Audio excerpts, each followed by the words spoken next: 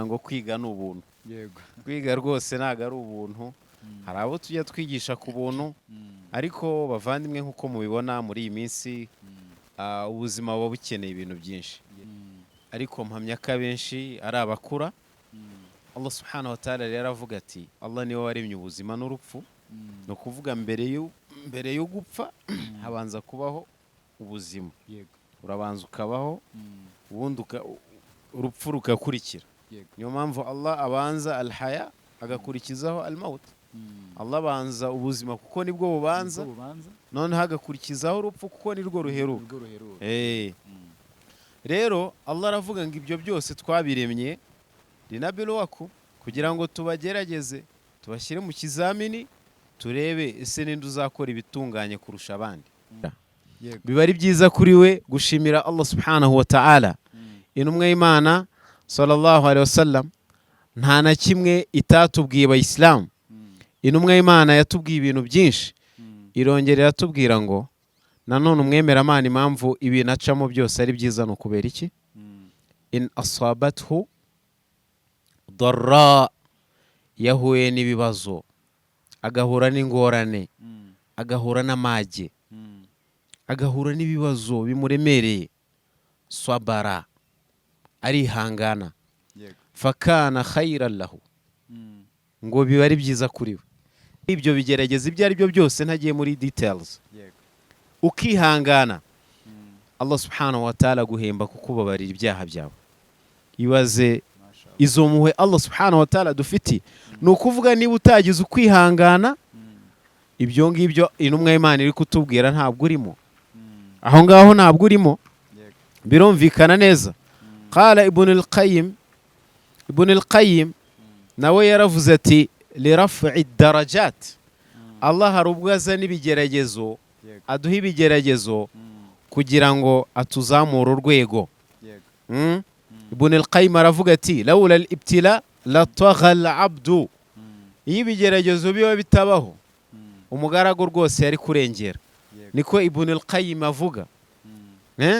Aka kanya ushobora no gutekereza ibyaha kubikora, noneho ukabuzwa no kubikora kubera ingaruka zibirimo. Uriba bakwica cyangwa bagufunge. Hari ibihugu wiba bagahita bakwica, bakagutwika rwose aho ngaho abantu bareba bose. Uri bukore zina, uri bukore ubusambanyi, urware sida cyangwa urware n'izindi ndwara. Najim Said. Zino si ahantu h'ibigeragezo agira imperuka cyangwa se ubwami bw'ijuru, ahantu h'ingabire, ahantu ho guturiza, ahantu ho kugerwaho n'ibyiza byinshi bitandukanye. Ndanahamye ko Muhammadin sallallahu alayhi wasallam ari intumwa y'Imana n'umugaragu wayo. Amahoro n'imigisha nibimusakareho we n'abiwe n'abasangirangendo be bose. Nyuma y'ibyo bavandimwe, ndabagira inama nanjye ntiyibagiwe yo guhozaho kugandukira Allah subhanahu wa ta'ala, kumutinya by'ukuri. Allah aratubwira ngo impamba nziza twapfunyika cyangwa se tukagira impamba yacu mu buzima bwo ku isi, noneho igihe tuzaba tutakiriho iyo mpamba ikatugirira akamaro, ni impamba yo gutinya Allah subhanahu wa ta'ala. Namuvandimwe rero nejejwe no kuba ndi kumwe namwe hano kuri kamera za Najim Said, bityo nkaba mbifuriza yuko ibiganiro turi bugirane byatugirira umumaro twebwe, ndetse kandi namwe bikaba byabagirira umumaro. Amazina wenda hari abasanzwe bayazi, ariko ubusanzwe nitwa Karyango Aladin. Ni byiza cyane. Nishimiye rero kukwakira, nishimiye ko wakiriye ubutumire bwacu hano kuri Najim Said. Ni by'agaciro. Twaricaye tubitekerezaho nka team, tubona ko uri umwe mu bantu tugomba gutangira tuganira, kuko dusanzwe tukubona, dusanzwe tukuzi. Turavuga duti bitewe n'umurongo twifuza gukoramo kino kiganiro cyitwa Let's Talk, reka bari we duheraho. Reka rero ngushimire kuba wabashije kwitabira ubutumire. naam Ikiganiro cyacu rero kizajya kukibanda ku nyigisho nyinshi z'idini ya Islam, ariko by'umwihariko tuzajya tunibanda mu buzima busanzwe tubona buri munsi hano ku isi, imibereho y'abantu hano ku isi, uko isi igenda ihindagurika. Ubona ko tugenda tubona indwara z'ibyorezo, ubona ko tugenda tubona abantu bagenda bagwa bava mu murongo w'Imana cyane, ndetse tukumva n'amakuru avuga ngo ntibisanzwe ugereranyije no mu minsi ya kera, ugereranyije wenda n'icyo ibitabo bivugaho, ukabona ko abantu bari kugenda bava mu murongo mu buryo budasanzwe. Niyo mpamvu rero tuzagenda dukomoza mu buzima bwa buri munsi tubaho, ndetse tukanabihuza n'ikidini yacu ibivugaho. Nyemerera rero noneho twinjiye mu kiganiro, uyu munsi nifuje ko hari topic byibura nk'ebyiri turi buze kuganiraho. Ndi buhere kuri topic ya mbere, wenda ndi bugire n'ibibazo ngenda nyikubazaho. Ni topic igira iti, nari nabyanditse ahantu nk'umunyamakuru. Kuki dusenga kandi tukagira ibibazo? Nifuza ko aricyo kibazo turi buze kuza guheraho. Hari igihe abantu bajya bibwira ko gusenga bishobora gukuraho ibibazo, umuntu usenga adahura n'ikibazo, umuntu usenga atababara, ariko turabibona kenshi. Ndetse hari n'abantu babyibazaho bakavuga bati ese n'abariya bajya gusenga nabo ko mbona harimo n'abaturusha ibibazo, ubundi njye hariya ndajya kwenda yiki? Niyo mpamvu rero natangira nkubaza, wenda nk'umuntu ufite ubumenyi wenda bwawe wize, ufite amarangamutima yawe nawe nk'umuntu, I think ko hari ikintu wabivugaho. Ariko nubwo watwibwiye ku rundi ruhande wenda ariho uza guhera, ntabwo watubwiye ngo aradina ni ubusanzwe nyine ni muntu ki ku bijyanye n'idini ya Islam. Hera aho ngaho. Murakoze cyane. Natangira mbabwira ko mu kuri njyewe nezezwa cyangwa se nshimishwa no gukora akazi cyangwa se umurimo wo kwigisha abantu.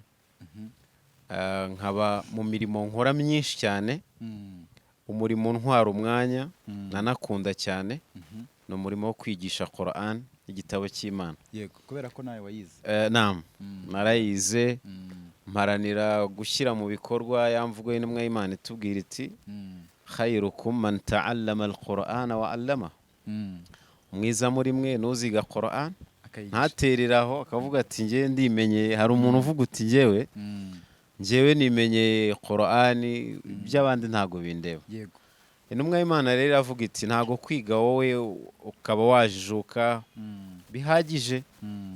Ni byiza cyane, ariko kandi biba byiza cyane kurushaho iyo wize Quran nawe ukayigisha abandi. Muri wa mwanya rero nanjye mbona Allah aba yanshoboje kubona, ngerageza kugira abo nigishamo iyo Quran, ndetse no mu bundi buzima busanzwe. Tuba turi no mu bundi buzima busanzwe. Rero nkaba nakomereza. Nuvango uri umwarimu gusa? Ndi umwarimu wa Quran. Wahifaje Quran? Nahifaje Quran ndanayigisha. Urumva ko byibura abantu baba babashije kumenya umuntu turi kumwe neza. Ajya sinabonye mufite n'ishuri online? Dufite ishuri. Uribamo? Ryacu ryitwa Online Islamic Studies Agency. Kuko njya nkunda guhura naryo cyane. Yanayize ngo nawe uribamo. Iryanyu ryitwa Online Islamic Studies Agency. Ukuvuga twebwe ntago twigisha Quran gusa. Dufite ibice bitatu. Tugira igice cyo kwigisha Quran, kwiga kuyisoma, ndetse no kwiga kuyifata mu mutwe. Tukagira n'igice cyo kwiga ururimi rw'Icyarabu rwo kuvuga. Tukagira n'igice cya gatatu aricyo cyo kwiga noneho amasomo y'idini. Ubwo abanyeshuri biga bigendanye na schedule bashobora guhabwa igihe bujuje ibisabwa, kuko ntago kwiga, hari abantu bajya bagira ngo kwiga ni ubuntu. yego kwiga rwose ntago ari ubuntu hari abo tujya twigisha ku buntu ariko bavandimwe nk'uko mubibona muri iyi minsi ubuzima buba bukeneye ibintu byinshi mu kuri ntago umuntu ashobora gufata umwanya amasaha 28 cyangwa 12 ari kwigisha for free nta no kuvuga na installation dufite iyo ishuri rifite installment hakaba hari uwishingiye wenda kwishyura ibyo bintu se cyangwa iki n'iki icyo gihe urumva bishobora koroha ariko iyo ntabyo umunyeshuri ari pevera akavuga ati ndashaka kwiga nkajijuka ubwo uhita wiyemeza ko ugomba no kugira igiciro wishyura yego wenda tubigize kuza kubigarukaho umusozo w'ikiganiro wenda kugira ngo nabasobanurire nuko nari ngize ngo bakumenye kuko nibwo dutangiye ikiganiro si cyambere dukoranye tuzakorana byinshi inshallah ariko iyo dutangiye abantu bakuzi biba ari byiza cyane ndetse turamutse dukoze n'ikindi kiganiro ushobora kubarangira ukagira ati narivuze bihagije muzare mu kiganiro iki n'iki icyo gihe bakabibona twinjire muri topic rero bavandimwe nk'uko batubwiye ni ikibazo kigaruka cyane umuntu akibaza limaza nuswali kubera iki dusari limaza nasum no kubera iki dusiba limaza nadi'u Allah no kubera iki dusaba Allah subhanahu wa ta'ala wa ma'a dhalika la tazalu al-masaibu tuhitu bina noneho hamwe n'ibyo turi muri wa murongo wo gutungana wo kugaragira Imana wo kubaha Imana ariko wenda ibikeragezo bikaba bikomeje kudukurikirana limaza yamutu al-ahbab no kubera iki abo dukunda urukundo rurenze bagira gutya tukabona Allah arabishubije no kubera iki tukabyibaza limaza yamradu salihun no kubera iki abantu tubona twavuga yuko ari intungane kuko nta kosa tubaziho no kubera iki barwara bakajya muri sehashika kuryamayo limaza yadiqu rizqu ala ba'd al-abidin ukibaza uti no kubera iki bamwe mu bantu bagandukira Imana cyane mbese ubona amafunguro kuri bo kuyabona ari ikibazo mbese ukabona no kugura ikiro no kugura agakoroboyi k'amavuta no kubera iki iki ni ikibazo gikunda kuza noneho umuntu akanibaza ati limaza yafsudu ashabab no kubera iki urubyiruko abasore inkumi bangirika ba'da an kanu mustaqimin nyuma yuko bari abantu bari ku murongo mwiza bashikamye ku murongo no kubera iki aljawab fi hadha as-su'alain najiduhu fi al-Qur'an was-sunnah ibi bibazo mubona ibisubizo byabyo tubisanga muri Qur'an ndetse no mu nyigisho z'intumwa y'Imana Muhammadin sallallahu alayhi wa sallam aho twatangira tuvuga tuti isi yaba ari inzu cyangwa se ni ahantu ho guturiza se iyi si ni ahantu ho guturiza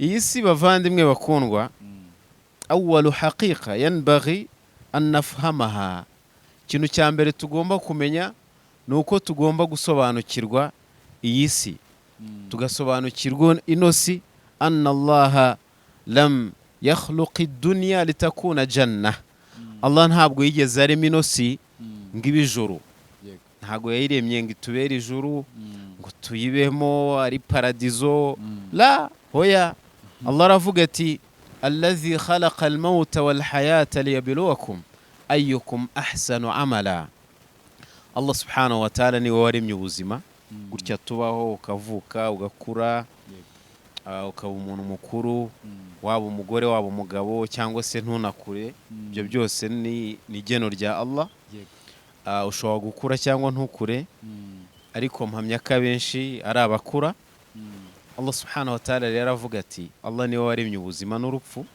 no kuvuga mbere yo gupfa habanza kubaho ubuzima urabanza ukabaho ubundi urupfu rukakurikira niyo mpamvu Allah abanza alhaya agakurikizaho almaut Allah abanza ubuzima kuko nibwo bubanza none hagakurikizaho urupfu kuko nirwo ruheruka. Rero Allah aravuga ngo ibyo byose twabiremye linabluwakum, kugira ngo tubagerageze, tubashyire mu kizamini, turebe ese ninde uzakora ibitunganye kurusha abandi. Ninde uzakora ibitunganye. Noneho Allah muri Qur'an akongera akatubwira ngo walanabluwannakum bishay'in min al-khawf, tuzabagerageza kuri buri kintu.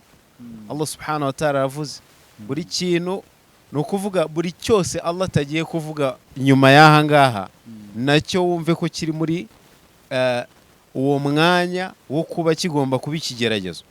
Allah aratangira ati min al-khawf, tuzabagerageza mugira ubwoba, wicare wumva ufite ubwoba. Uri umukire ariko ugira ubwoba, urakennye ugira ubwoba, wowe ukize wowe ukennye, ubwoba ni ikintu duhuje. Waljua, mugira amapfa. Amapfa iyo ageze ku mukene n'umukire burya ntago aba yamusize. Ni ukuvuga niba yinjizaga miliyoni 7 ari bwinjize 2, bwa buzima bwe uko yari abayeho urumva se bitari buhinduke cyane.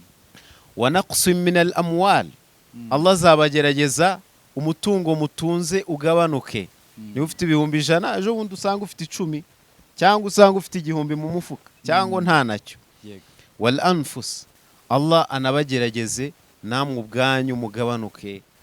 Mwari famiye muri abantu 5 musigare muri 4, Allah bagerageze namwe mugabanuke. Mwari 5 musigare muri 3. Ibyo ngibyo ni ibintu Allah subhanahu wa ta'ala yaremye. Wathamarat, Allah aravuga ati nibyo noneho mweza. Athamarat muri za mbuto ibiki, uyu munsi uzeza imifuka 10 ariko ejo bundi weze umwe. Iryo ni igeno rya Allah. Uyu munsi uzeza umwe ejo bundi weze imifuka 10. Ibyo ni igeno rya Allah subhanahu wa ta'ala. Allah none hakatubwira ngo wabashiri sabirin, hereza inkuru nziza abihangana. Abihangana baha inkuru nziza, abihangana bakagira ukwihangana, baha inkuru nziza. Bayisilamu bavandimwe, lahidhu, ahangaha dukurikire neza. Allahu lam yaqul qad tubtalun, Allah ntago yavuze ngo mushobora kugeragezwa, ahubwo yaravuze ngo walanabluwannakum, ni ukuvuga yarabishimangiye arabitsindagira. Ni ikintu Allah subhanahu wa ta'ala yatsindagiye, ntago ari ikintu kizaza ngo wenda oya. Innal ibtilaa sunna la tatakhallaf, ibigeragezo ni ikintu Allah subhanahu wa ta'ala yagennye ko kizabaho, mbese la muhala, nta kuvuga ngo wenda ngo ntago ngo kizabaho, ngo ntago kizagenda gute. La, qala al-Hasan al-Basri, witwa al-Hasan al-Basri yaravuze ati la tadhunnu anna al-balaa alamatu ghadab, ntuzigere nari mutekereza ko icyitwa ibigeragezo ari ikimenyetso cyangwa se ikintu kikugaragariza yuko Allah yaba agufitiye uburakari. La, ahubwo aravuga ngo faqad yakunu unwanu al-mahabba, ahubwo kugeragezwa kwawe, bya bigeragezo uhura nabyo bishobora kuba ikimenyetso kigaragaza cyangwa se cyerekana urukundo rwa Allah subhanahu wa ta'ala kuri wowe. Rero bayisilamu, ibigeragezo ni ibintu tudashobora kugeraho ducikira, ni ibintu tugomba gucamo mu buzima bwacu bwa buri munsi. Nama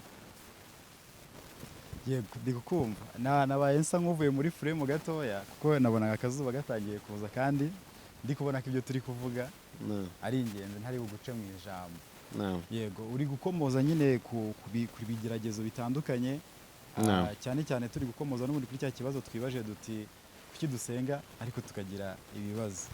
Yego nifuza kugira wenda ikindi kibazo mbikubazaho. Icyo warutangiye isubiza ni icyo twari twibajije, ngo ese iyi si ni ahantu ho guturiza. Ntekereza ko aricyo kintu wari uri gusubiza. Nakomeza noneho nibaza ku bijyanye n'intumwa. Ese intumwa z'Imana ku bigeragezo by'ubundi byari bimeze bite?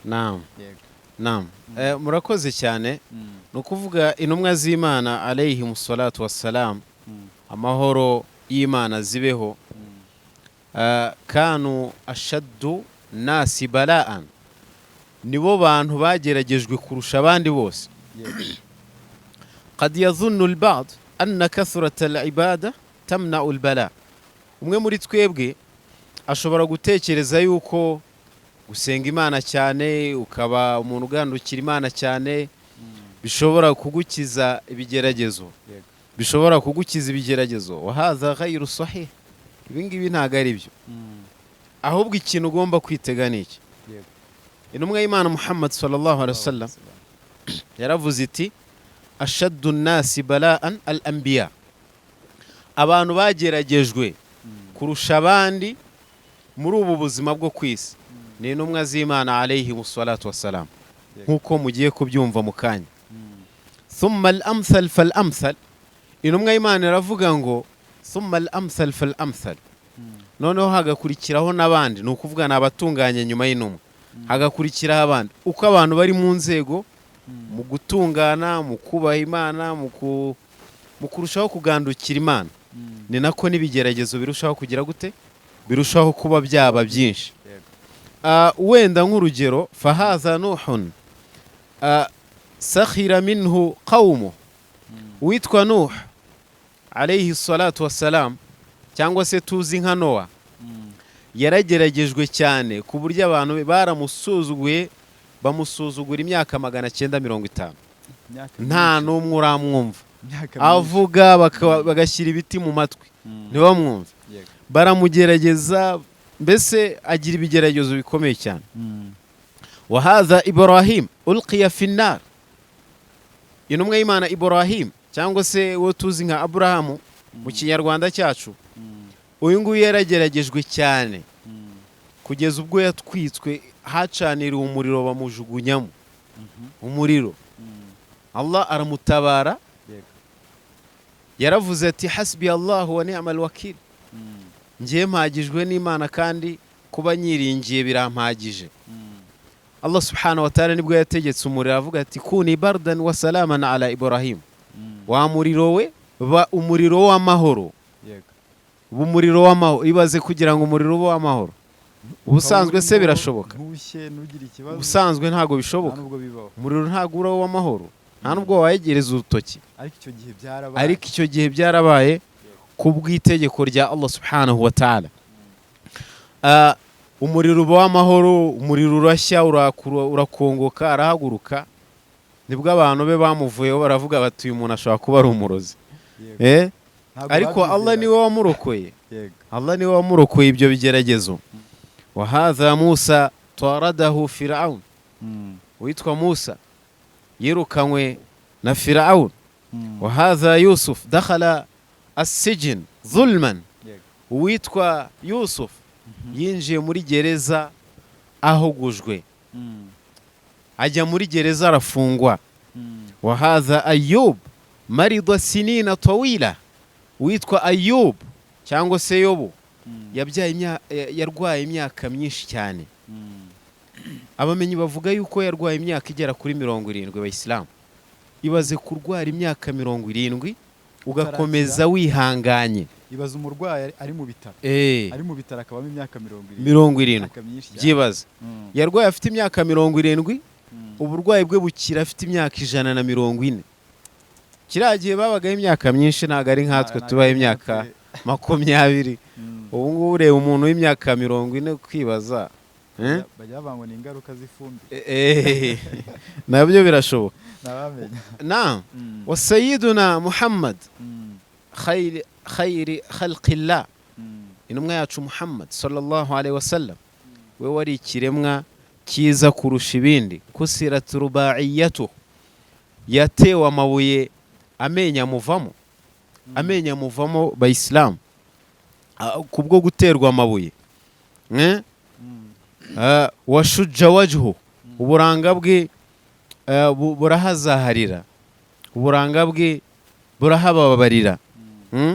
wajaa hatta rabata alhajara ala batnihi, inzara yaramwishe kugeza ubwo yazirikaga ibuye ku nda yiwe kugira ngo abashe kugenda.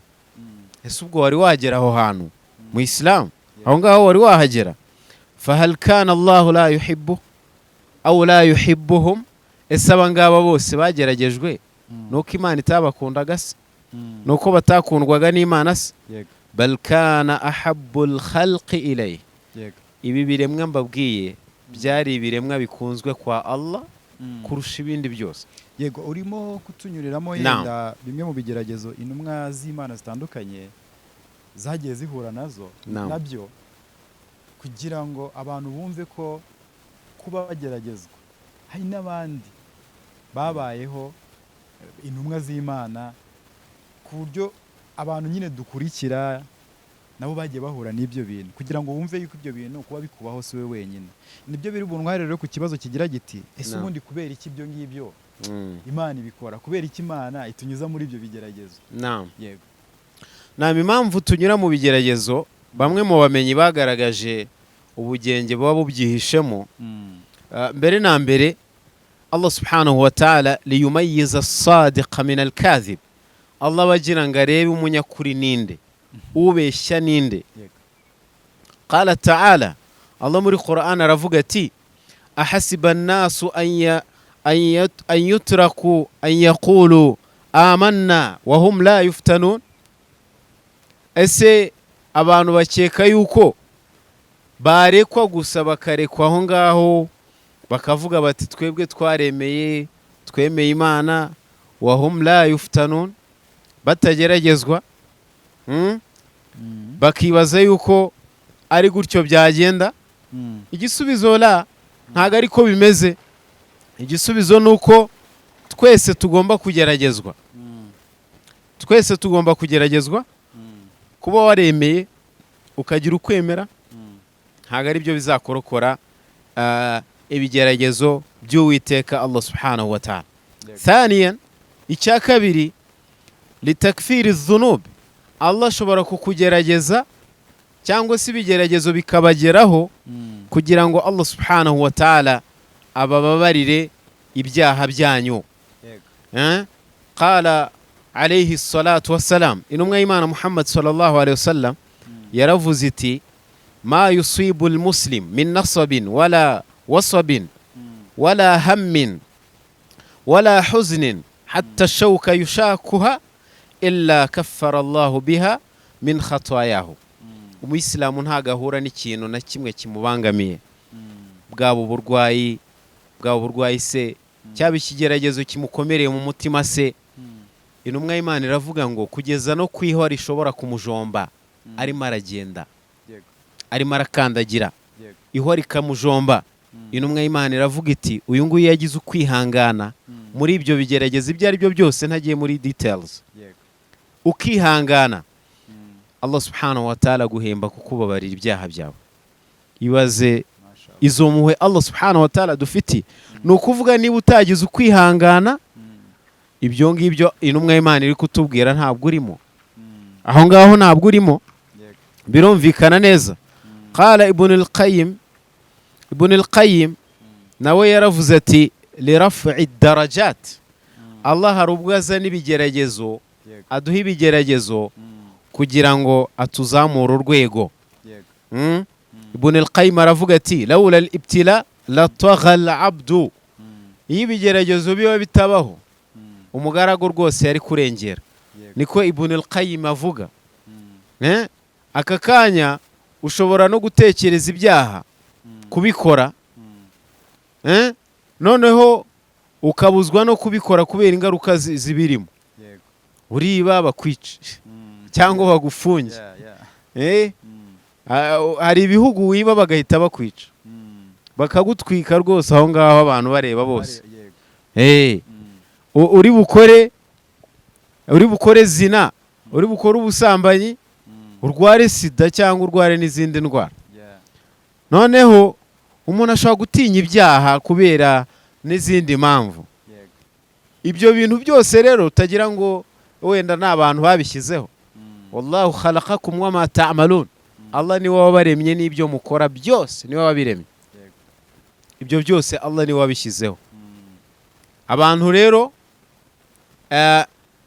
Allah aravuga ati wahadaynahu najdain, umuntu twamuyoboye inzira ebyiri, tumubwira inzira y'ikibi n'ikiza. Ni ukuvuga wowe amahitamo ni ayawe, urajya mu kibi se cyangwa urajya mu byiza. Ayo ngayo ni amahitamo yawe. Ikindi cya kane, Allah subhanahu wa ta'ala abagira ngo aduhe cyangwa se tubonemo nk'isomo muri bya bigeragezo, ari nacyo kitwegereza kugera ku mwanzuro w'igisubizo cyacu, ku mpamvu Allah tugerageza. liyauda al-abda ila rabbihi, Allah ashobora kukugerageza kugira ngo umugarukeho. Allah ashobora kukugerageza mu Islam kugira ngo ubone agaciro ka Allah, wongere umugarukire, wongere ugarukire Allah subhanahu wa ta'ala. Allah aravuga ngo falawla iz ja'ahum ba'suna tadarra'u, ati burya ibigeragezo byacu biba bitabazira nta nubwo bari kwibuka ko Imana ibaho, ntago bari kwibuka. kam min insanin lam ya'rifu al-masjid illa ba'da al-marad, ni bangahe mu bantu badashobora kumenya aho umusigiti uba, awumenya gusa iyo yarwaye. Iyo yarwaye atangira gutekereza ati reka njye gusari. Ni bangahe? wa kam min insanin lam ya'rif qiyam al-layl illa ba'da al-musiba, ni bangahe mu bantu batazi qiyamul layl, batazi icyari cyo, batazi kubyuka mu ijoro icyari cyo, ahubwo barara kuri TikTok live. Ari kuri TikTok live bumukereyeho ntarake ebyiri ntarake eshatu, ariko yahura n'ibyago agatangira gukora qiyamul layl.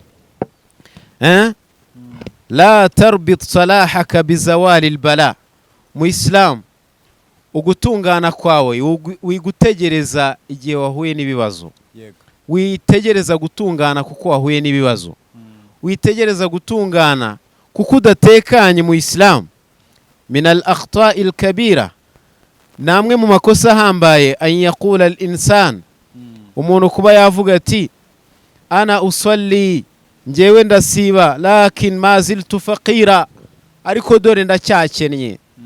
ko nsari kuki nkikennye, ko nkora iswala no kubera iki nkikennye. ana aqra'u al-Qur'an, njyewe nsoma Qur'an, nsoma igitabo cy'Uwiteka Allah subhanahu wa ta'ala, ndagisoma. lakin ma ziltu maridan, ariko dore ndacyarwaye. a'lam anna al-ibada laysat aqdan tijariyan bal hiya ubudiyya lillah. mu Islam ugomba kumenya yuko gutungana kwawe ntago ari cyo gishoro kugira ngo Allah aguhe ibyo wifuza, ntago ari cyo gishoro, ahubwo ni ukuri ugomba gukorera umuremyi wawe Allah. birumvikana. ni byinshi twaganira, byinshi twakigisha abantu, kandi nizere ko amagambo tuvuga tuba turi kubwira abantu bakwiye kuyumva, bakayashyira ku mutima kandi bagashyira no mu bikorwa. kuko ni umwanya mwiza wo kugira ngo abantu bamenye ko bakwiye kugandukira Imana, bakwiye kumenya Imana ukuri ko kuyimenya. aho nifuza rero ko twasoreza wenda iki kiganiro, ndabizi ko hari indi topic twagombaga kuvugaho, ariko bitewe no kugira ngo tujye duhereza abantu bike byiza, reka tuganire kuri iyi, kuko nayo ubwayo urumva ko irahagije kandi irumvikana. njya numva nk'umunyamakuru, mu bibi tugomba gushima no mu byiza tugomba gushima. umuntu akwiye gusobanukirwa gute icyo kintu, ko ntekereza ko ari ikintu gishobora no gutuma amenya Imana by'ukuri. wenda bariho dusoreza. twegereye kuri icyo gisubizo, ku gisubizo cy'icyo kibazo. ni ukuvuga ngo intumwa y'Imana sallallahu alaihi wasallam nta na kimwe uretse yuko yatubwiye, yaturangiye uko tugomba kubyitwaramo. intumwa y'Imana iratubwira ngo ibihe umwemeramana acamo byose ni byiza. ibihe umwemeramana acamo, abe uyu munsi, abe ejo, abe umwaka utaha, abe ryari, abe ibyashize, ni byiza kuri we. intumwa y'Imana iravuga iti kubera iki? kubera iki umwemeramana ibihe byose kuri we ari byiza? intumwa y'Imana iravuga iti in asabathu sarra shakara iyo ahuye n'umunezero yego agahura n'ibimunezeza Mm. agahura n'ibimushimisha Mm. shakara ashimira Allah subhanahu wa ta'ala yego fakana khayran lahu Mm. kandi biba ari byiza kuri we gushimira yego biba ari byiza kuri we gushimira Allah subhanahu wa ta'ala Mm. intumwa y'Imana sallallahu alaihi wasallam nta na kimwe itatubwiye abayisilamu Mm. intumwa y'Imana yatubwiye ibintu byinshi Mm. irongera iratubwira ngo nanone umwemeramana impamvu ibintu acamo byose ari byiza ni ukubera iki Mm. in asabathu darra yahuye n'ibibazo agahura n'ingorane Mm. agahura n'amage Mm. agahura n'ibibazo bimuremereye swabara arihangana yego fakana khayran lahu Mm. ngo biba ari byiza kuri we yego wenda mu minota ibiri dusigaranye naam ese hari ibihe bisumbana ku buryo umuntu avuga ati igihe iki n'iki ngomba kuba ndi kumwe n'Imana cyane, cyangwa kuko akenshi tubona abantu bakunda naam kumenya Imana cyangwa se gushaka kubyinjiramo cyane ariko ari mu bigerageza, naam ariko akenshi ukabona umuntu yari mu bihe byiza, yimba wenda ari uko aba ari mu bihe byiza ugasanga ntago ari kubishishikarira cyane. Ese ibihe byose ku Mana bigomba guhora bingana cyangwa hari ibihe umuntu akwiye kubamo akavuga ati ahangaha ngomba kuyimenya cyane tugana ku musozi? naam muri makeya wenda ni ukuvuga iyo umugaragu ageze muri icyo gihe agomba kumenya yuko ibihe tubamo nk'abantu tuba tugomba kugira ahubwo ibihe by'umwihariko Allah yadushyiriyeho byo kongera ibada. Nuva byo birahari? Birahari byihariye. Yego. Ibyo bihe birahari byo kongera ibada wakoraga ukazongera. Ahubwo ikintu kibabaje giteye n'agahinda ni ugusanga umuntu yahuye n'ibibazo agatangira gukora ibada mu gihe agatangira kitateganyijwe, ni ukuvuga atangiye kuri scratch. Yego. Sibyo? Nta swala yari afite, nta somu yari afite, nta sadaka, ntawe yafashaga, nta mbese yiberagaho gutyo aba mu bye gusa. Yego. None ahuye n'ibibazo agiye gutangira gukora ibada. Aho ngaho uribeshya cyane, uribeshya pe. Ahubwo umwemeramana abaho kongera ibada.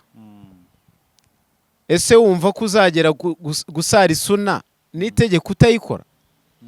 Ntago wakora suna n'amasengesho y'itegeko yakunaniye, ntago bishoboka.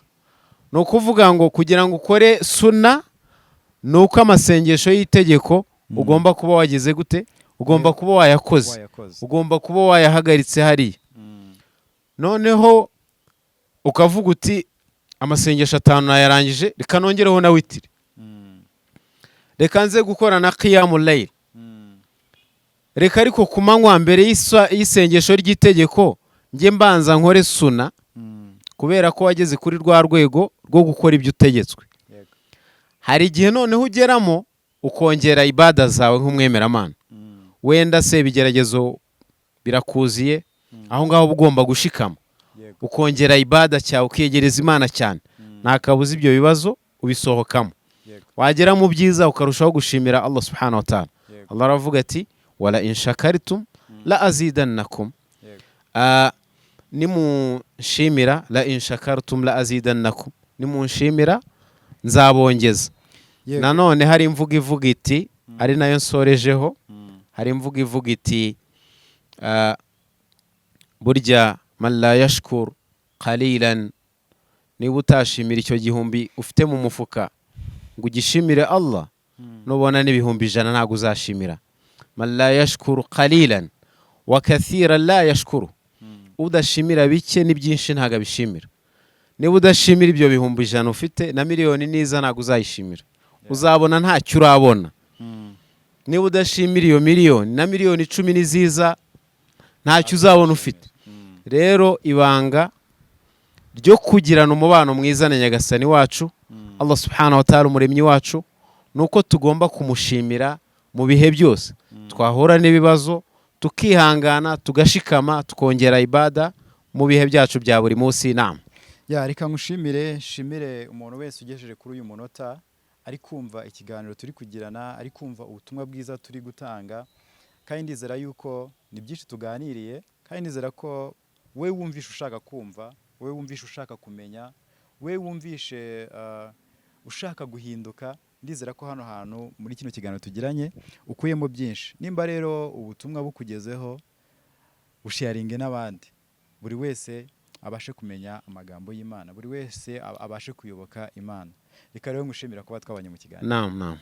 Sawa rero, reka mbabwire ko ikiganiro Let's Talk nakagaruka. Assalamu alaikum wa rahmatullahi wa barakatuh. Wa alaikum assalam wa rahmatullahi wa barakatuh. Najim Said.